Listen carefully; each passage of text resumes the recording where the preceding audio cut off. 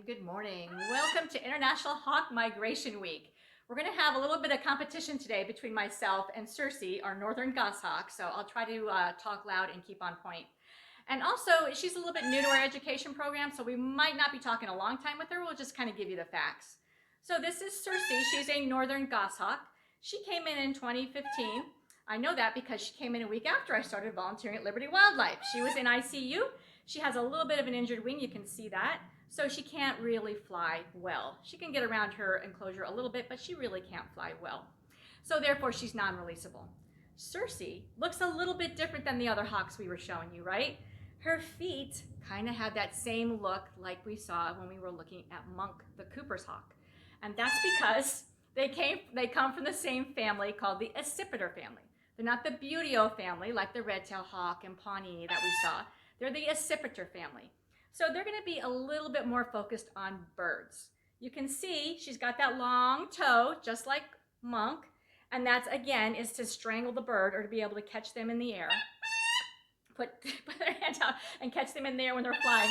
She will go, how she hunts is she will go from tree to tree, branch to branch, kind of like a hunt and wait kind of thing. And as the bird gets closer to where she wants him to be, then she will zip through the trees. This one, just like the Cooper's hawk, they go very fast, quick, short bursts of energy through the trees, zipping around the branches, zipping around the trees to get their prey. And sometimes they miss and then they end up being injured, but that's okay because Circe is living here with us at Liberty Wildlife. She will never be released.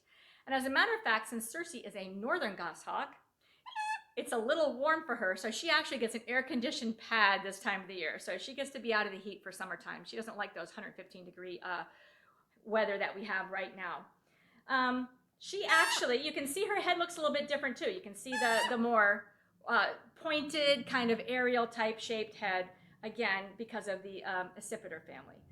Now, migration. Do they migrate? So there's northern goshawks and southern goshawks. The northern goshawks will migrate a little bit south to be able to get the prey. It's the same thing we talked about before, that frost line. They want to get ahead of the frost line because if they're birders and the birds are flying south, they're going to starve if they don't. So they'll migrate a little bit. But goshawks are what we call eruptive migrators. And what that means is they'll migrate a little bit if they need to, but then for some reason, unbeknownst to us, sometimes a group of them, a large group of them, will just migrate, and they'll migrate further south than we ever would expect them to.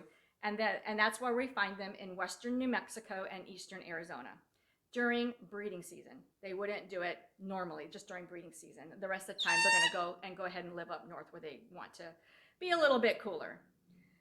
Okay, so that's Circe, our northern goshawk. Thank you very much for tuning in to Liberty Wildlife's International Hawk Migration Week.